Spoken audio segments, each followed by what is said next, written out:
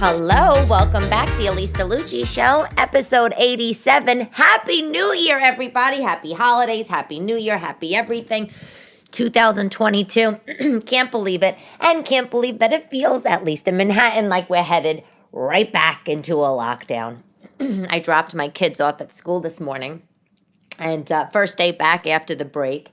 And my younger daughter, she has 26 kids. They go to public school, my kids. They have 26 kids in her class. And today there was only 8 kids in the whole entire class, because I guess people are keeping their kids home because of Omicron, which I'm finally pronouncing correct, because for some reason I was thinking it was Omnicron. Don't you think that Omicron sounds like something you would take for gas or bloating or, diarrhea, upset stomach? Take Omicron. Every time I hear a commercial for a drug, I hear the name of it, and I'm like, that could totally be Omicron. Anyway, fact of the day, January is named after Janus, the god with 2 faces, and that his 2 faces, one was looking forward, one was looking backward, and Janus, this god, he was the god of beginnings, transitions, gates, doors, passages, and endings. So if you see a god, maybe a stone sculpture inside a doorway, maybe of one of these old pre-war buildings in New York or wherever, it might be Janus. And it's interesting because that's why we have January. New beginnings. Oh, you know what else? Someone told me that I didn't know. This song, Auld Lang Syne, is means time goes by. I didn't know that. I did not know that. Nor did I sing that song this year or do anything for New Year's. How about you? Did you go out for New Year's? You know what? I just felt like it wasn't worth it, No one was having any parties. All, the restaurants, they were all available, because of course, if it's not crowded, why would we only want to go if it's crowded. Well, not in this time, but I didn't want to go to an empty restaurant, do a price fixed meal. That's ridiculous. I stayed home. I watched the ball. I ate Chinese, and I started a new show, which you have to watch. Okay, so here's the deal. I got this new TV, I think I told you, from Costco to Toshiba. The only reason why I got a new TV is because my old TV was from 2017, perfectly fine, but it couldn't get certain channels like Hulu and Disney Plus for whatever reason. I don't know. I couldn't get the apps on the TV. Hulu and LG, my former TV, had a content deal that they weren't going to stream any LG TVs pre-2017, or 2017 and below. They weren't going to stream Hulu. It's like ridiculous, okay? First of all, why are you TV manufacturer getting in the way of content? Just sounds ridiculous. But anyway, so for $299 or whatever it was, $200, I went to Costco, got a new TV, Toshiba, and I have been watching this fabulous show on Hulu called Only Murderers in the Building. You have to watch it. And let me tell you, I don't want to have all of these different channels, okay, that I'm paying for. And Hulu, I think I'm paying $6.99. And, one of my friends says, oh, you got to get Hulu. It's great. I said, I'm not getting Hulu. I don't need another freaking channel.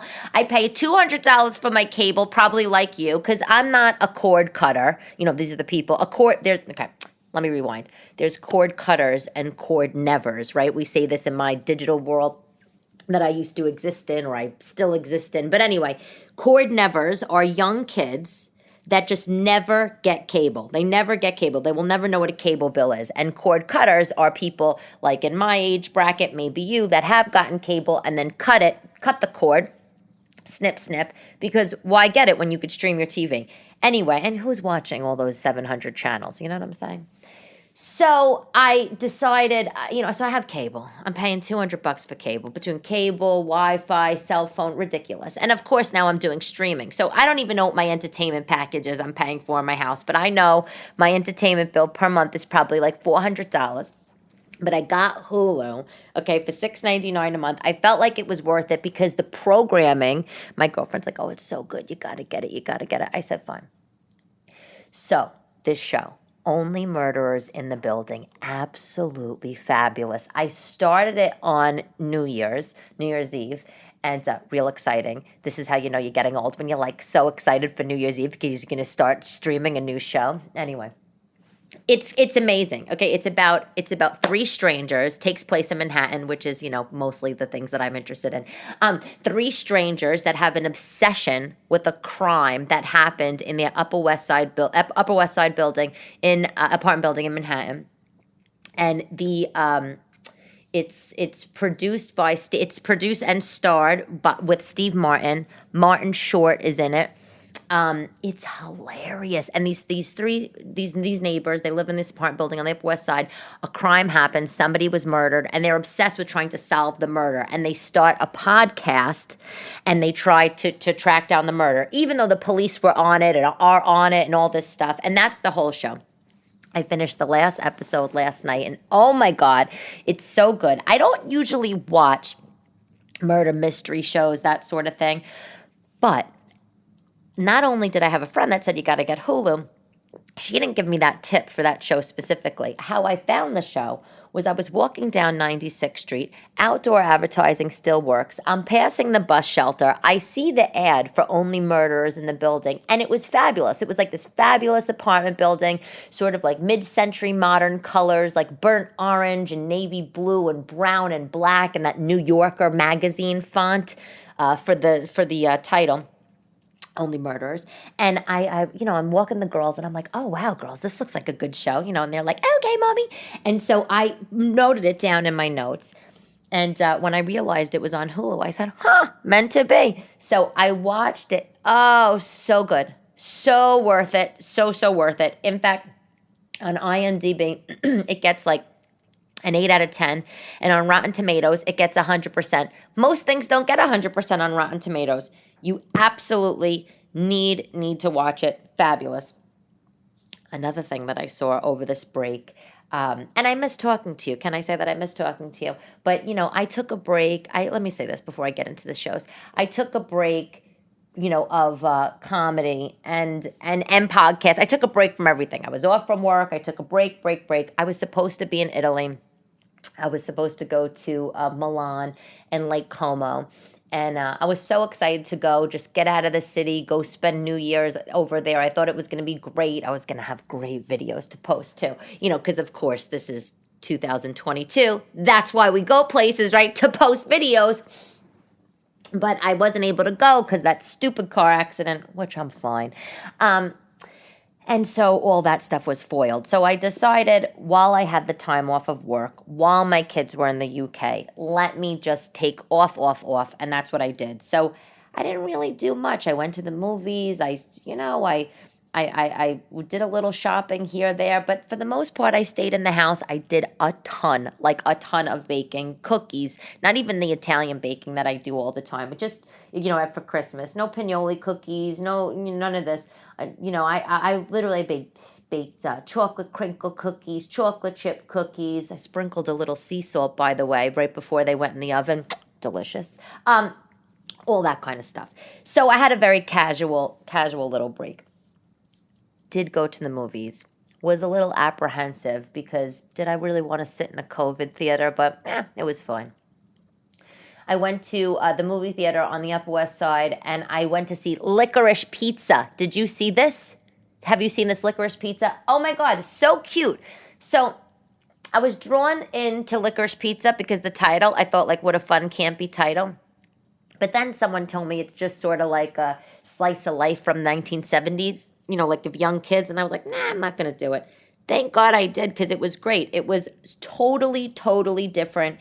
It was about two teenage kids growing up in California in the 1970s. It was a love story. Felt very different than any movies that are out right now. Super cool. And the main character, the boy who plays this character, Gary Valentine, I think his name is Cooper Hoffman or maybe Corey Hoffman. Anyway, he's Philip Seymour Hoffman's son, and this was the first thing that he was in, the first TV show, the first movie, and he was fabulous. So you gotta go. You gotta see Licorice Pizza. I saw other things. Don't Look Up was good. Did you watch that on Netflix with Leonardo DiCaprio, Jennifer Lawrence, about about going to the, was it about going to the moon? I can't even remember. This is, because I saw it before Christmas. Everything's a little foggy. But anyway, it was great. I don't know if it's going to get nominated for any awards or anything, but it was definitely good to watch that one. Ooh, you know what I did? You know what else? You know what I did during this time? I went to see Michael Feinstein. Do you like Michael Feinstein? He's he's jazzy guy and a jazzy singer, and he plays the piano and he does all the standards. I went to Feinstein's at 54 Below, which is his club. He used to have Feinstein's on the Regency on Park Avenue years ago. He closed it. And I like to see him every year because he usually does a fun Christmas sing-along. He's on the piano. He's singing all Christmas songs. It's really star-studded sort of crowd. In fact, I went a few years ago and I sat next to Judge Judy. Can you imagine? And Judge Judy and her husband, they came into New York from their mansion in Greenwich, Connecticut. You know what Judge Judy ordered? I was so curious. What does Judge Judy drink? I was convinced years ago, Judge Judy, she was going to order a martini extra dirty.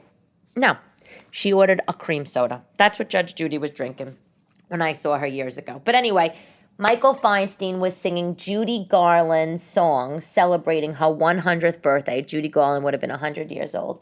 And I went opening night. I didn't go on opening night. Opening night was on a Wednesday. It was the week of Christmas. The opening night was on a Wednesday. I went on the Saturday night.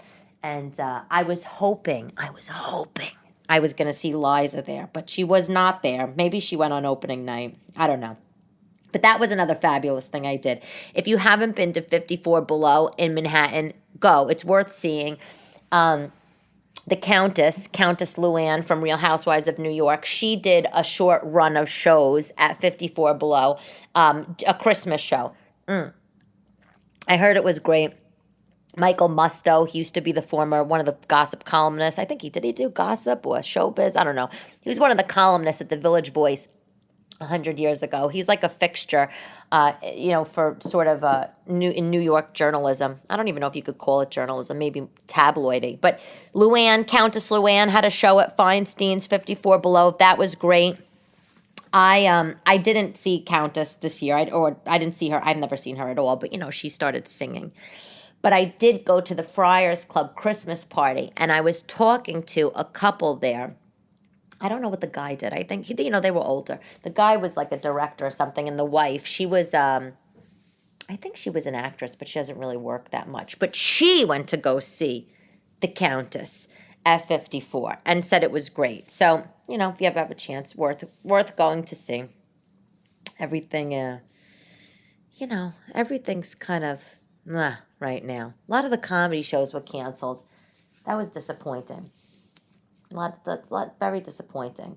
I didn't, like I said, I took off, but I took off from comedy. But if somebody said, hey, do you want to, do something on New Year's? I would have said yes. But again, lots of things were closed.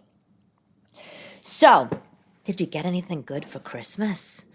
I'm dying to find out. I love to hear about what people get for Christmas. It's like, I don't know, it's silly. I mean, even though we're older, who cares? It's still a fun thing. I said to my mother, I said, Mom, what'd you get for Christmas? From her husband. She's remarried. And she said, I got green stuff. I was like, green stuff?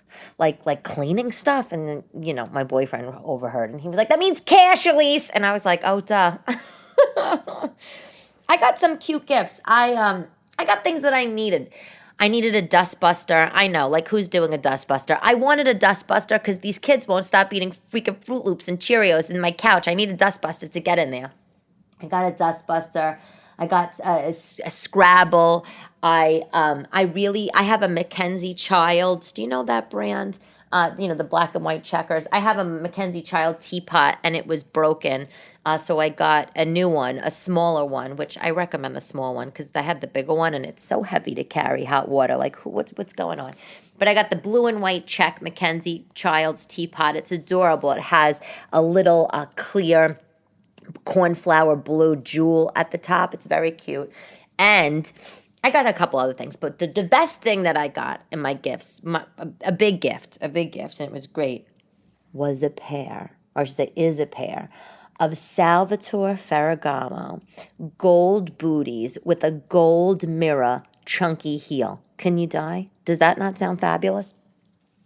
I was walking down the street one day and I saw somebody with these shoes, and they were came up ankle high, gold leather, round toe, about a 2-inch chunky heel, and the heel looked like it was cut, and it was like gold mirrors, mirror cutting all over it. Oh my God, absolutely fabulous. And I remember saying to my boyfriend, "Oh, I love these shoes. They're so great." And I got them, and they fit. I was so happy that they fit because Salvatore Ferragamo tends to run narrow.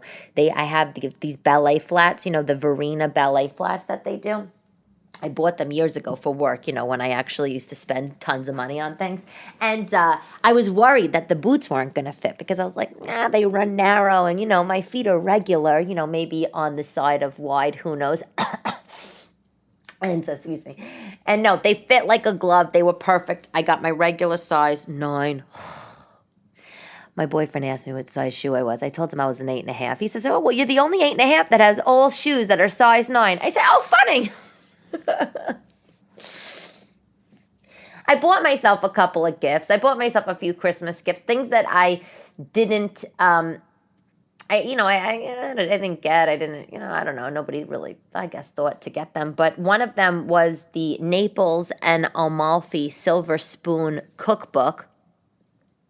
That was very good. That was definitely a great thing that I bought. The pictures are beautiful. If you're Italian, if your family's from southern Italy specifically, it's such a nice gift. Silver Spoon makes beautiful cookbooks, and this one is definitely something to have. The recipes, though, some of them are just okay. I'm not gonna lie. Some of them are just okay. I'm not gonna make things like a whole fish and stuff like that in my house. Come on. I mean, I have a mother of kids. You know what I'm saying? But my Christmas was nice, My daughters, like I said, they went to the UK. They were with their grandparents. They hadn't seen their grandparents in a few years. I was really nervous, sending them because of COVID, and also I don't know. Everything's just so weird lately. I kind of just wanted them home and be cute, and with mommy and Santa and all that, leaving the cookie, the milk, and they like to leave a carrot for the reindeer. But what am I going to do? I mean, they have family abroad. This is what I signed up for, so I had to let them go. Christmas Eve, I was with my boyfriend's family on Long Island. They live in Cold Spring Harbor, and it was really nice. They didn't have a huge Christmas Eve. Maybe they had like 25 people, but they had us take the COVID home test. Did you have to do that on your holiday? Did anybody ask you to do that? They actually sent us a couple of tests to take. Ours came back negative, obviously, but, and everybody that was there came back negative. And it was great. We had a great time. It was low key. It was nice. No traffic. Absolutely no traffic driving to Long Island. No traffic driving back. And Christmas Day, we were in Connecticut, at my aunt's house. And, again, no traffic. So I don't know. A lot of people weren't on the road this year. My mom's holiday I was supposed to be with my mother on Christmas Day, but that got foiled because her husband got COVID. So everything is just wild right now. I did try to jazz it up though because I went to Italy. And if you haven't been to Italy, you gotta go. It's like the food emporium for all things Italian on 23rd Street, and I wanted to do a little olive oil taste test. So I went to Italy and I picked out 2 different olive oils and I took them home and I sort of like mixed them up and poured them in 2 dishes. And I said, which one was I going to like best? And here was the thing. I read in an article that the olive oil and the olives from Sicily have a really olivey taste, right? So I read that olives from Sicily have the super olivey taste, that green olivey taste. And then I was also reading the same article that in Liguria, this region of Italy, the olive oil is lighter and herby and almost fruity, and is perfect for seafood.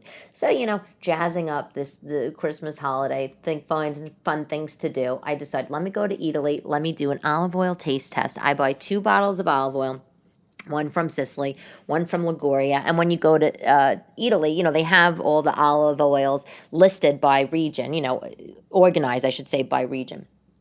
So I picked two, and I brought them home. I put them each in two little pots, and and I kind of like moved the plates around, blah blah, and I dipped bread in each one and decided which one. Oh, which one is the best? I wound up liking the Ligurian olive oil better. Like I said, it really was light and fruity. If you like light and fruity, this is a good olive oil. Any olive oil from Liguria. But the reason how this whole thing started is because it wasn't just really because I read an article and because I wanted to find something fun to do. I was at a restaurant early in the Christmas break on the Upper East Side, and they serve bread and focaccia, whatever they put on the table before the meal, and the olive oil was so light and so delicious. So light and so delicious. Like, didn't have that olivey taste. It wasn't a dark yellow color, no sort of like tinge of green. It was light, like a very, very, very clear gold, clear straw color. And it was absolutely delicious. And I didn't get a chance to ask the waiter what type of olive oil it was. The restaurant that I was at was called Caravaggio in the 70s off Madison Avenue. Nice, fancy place. But anyway, so, and I was like, I really want to try that olive oil. So it stuck in my head. I went, I did the taste test. People say that the olive oil in Sicily is the best olive oil you could find, but I don't really love that olivey, that almost that green gold tinge color. I don't really give a shit about the color, but I don't really like that olivey taste. I like it in a dirty martini. I don't want it in the olive oil. In the olive oil, I want something really light. I'd rather taste the bread, or the salt that I'm then putting with the olive oil and the bread. So anyway, fun thing to do. The other thing I did when I was in Italy was I was by the Parmesan cheese, and there was a guy, and I picked up a little wedge of Parmesan because, how am I going to have olive oil and bread without a little cheese? I was doing it up. And pick up Parmesan cheese. There was one block of cheese that was $19.99 a pound. Expensive. And then there was another block of cheese, a bin of cheeses, that was $49.99 a pound. Ridiculous. But, that's how much these fine cheeses cost. Fine. So I picked up a little tiny wedge of Parmesan cheese, whatever. I don't know. Maybe it was $12, $13, a little treat for myself. It was that $19.99 a pound Parmesan. And a guy standing next to me, an Italian guy, customer, and he says, "Oh, you can't get that." He said, "You have to, if you're going to get Parmesan cheese, you have to get the good stuff." And that was the one that was $50 a pound. So I was like, yeah. And he picks up this big wedge, and he, sort of like brushes off, away to go pay for it. And I'm looking at the prices, I'm looking at the cheeses, and I said, you know what? Let me do a little cheese taste test. So I did the same thing. I bought two small pieces of the cheeses, the $50 a pound, the $20 a pound, took them home, mixed them up, did the test. You're never going to believe what happened.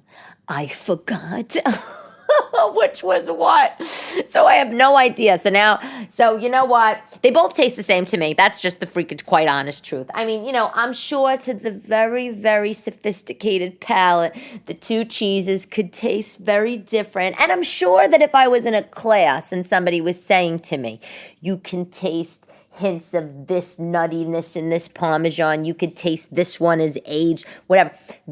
All I know is that the more expensive Parmesan cheese, that $50 a pound ridiculous price, was aged for 36 months, and the $19.99 a pound Parmesan cheese was aged for 18 months. I don't really give a shit. I just wanted to, do a little something different, have some fun. So that's what I did. But you know what? Of course, like a complete doozy bots, I just totally mixed up the cheeses, so who knew what? Yeah, that wasn't the most eventful. Anyway, I went to Rizzoli. Have you been to Rizzoli bookstore? I went there and I treated myself. I mean, 'tis the season. 'Tis the season for treats. I mean, right? What's the point? I don't want to get gift cards. I don't want my boyfriend to get me gift cards. I don't want him to give me money like my mother got the green stuff. I don't want the green stuff. That's ridiculous. It's so impersonal. I want actually gifts to open. But I do also like to treat myself. So I went to Rizzoli, bought myself the most beautiful book. Absolutely beautiful. I think this should be the product of the week, actually. At Bill Cunningham on the Street. First of all, if you haven't seen Bill Cunningham's documentary It's either on Netflix or Amazon. You got to see it. Bill Cunningham was one of the editors for the New York Times for years, decades, in the style section, the Sunday styles. And what Bill would do, Bill was an older man, and he used to drive around on a bicycle in Manhattan and take pictures of people on the street. So, and he would find themes. Maybe, I don't know, maybe it was, Bermuda shorts were in style. So he found like 35 women on the street in New York, or men wearing Bermuda shorts, and he took pictures of them all in 1 week and sort of compiled them together, and it ran in the Sunday styles, right? You can look this up. It's all over the place. Or maybe he did, pink hats. Everybody's wearing pink hats. So he took the pictures of all these people, and it was great. It was like a visual explosion. Every Sunday styles, Bill Cunningham. Well, amazing guy, super quirky, has a documentary on one of these channels. I'm saying Netflix or Amazon. He lived in Carnegie Hall. He was one of the last remaining tenants in Carnegie Hall. And he was an older guy, humble, would get invited to all these fancy Manhattan socialite parties.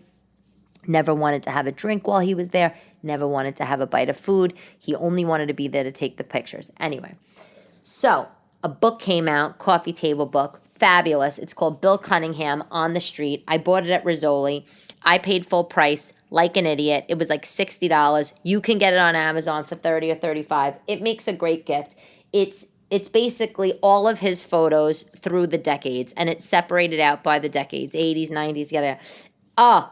Just fabulous. If anybody likes fashion or New York, you gotta get them this book. You absolutely have to get them this book. I'm looking at it right now. It's on my entertainment unit, although not really an entertainment unit, a built-in, and and I just love it. I'm looking at it right now. I absolutely just love it.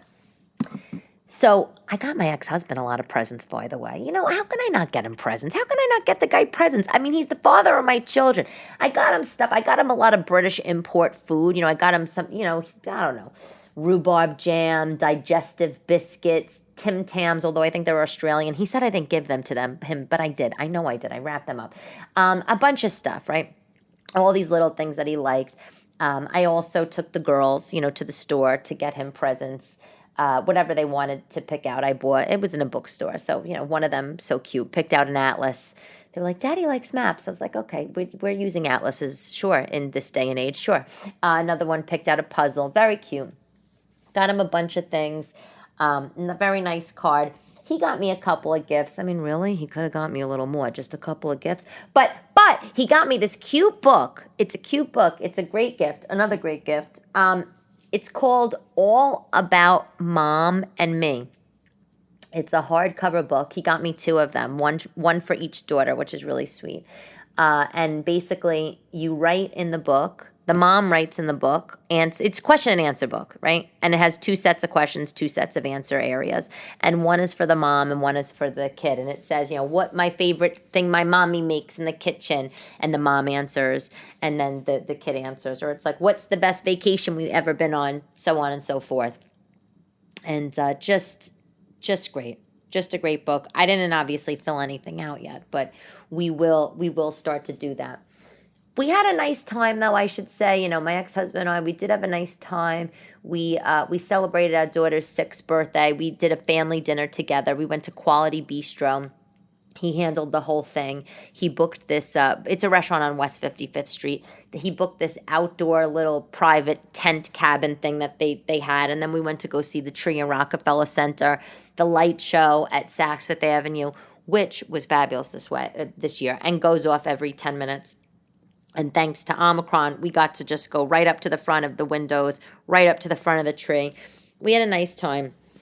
And, I think that's important, by the way, to do that for the kids. Have dinner together as a family, occasionally out, not in the houses. Celebrate, because every time I go to his house, I can't help myself. I see cards on the bookshelf. I got to look through the cards. why? And he gets so mad. He doesn't even let me in his house anymore. He's like, every time you come into my house, you go through all my shit. I said, I don't go through all your shit. I casually glance at the cards that you have on your bookshelf. God, it was so fun. Curiosity's killing the cat. But I want to see what kind of love notes this guy's getting from this broad. You know what I'm saying? Anyway. So we go out to dinner a few times a year. They see us be normal. The kids see us be normal. We see each other normal. We had a nice time. I'm not going to lie. I mean, I was married to the guy. I had kids with the guy. I still love him. I say this all the time. It didn't work out, but I still love him. But that was that. Anyway, I think that's the end. I'm looking through my notes here. I definitely want to tell you about the olive oil. I was so excited about that. I don't know what's going to happen this upcoming year. I really, really hope that things don't close down. You know, New York City, the mayor, we have a new mayor. Goodbye, de Blasio. They're saying New York City public schools are not going to shut down because it's better for the kids' mental health to be in school, of course. But who knows? Based on that 8 kids in the class out of 26, I don't really know. Anywho, I think that is about it for today on the Elyse DeLucci Show. I am doing some shows this month, obviously. Usual places, Broadway Comedy Club, Gotham Comedy Club. You're more than welcome to come out. I don't have a solo show yet. I am working on that, I promise. Anyway, quote of the day by T.S. Eliot. For last year's words belong to last year's language, and next year's words await another voice. And to make an end is to make a beginning. I'm Elyse DeLucci.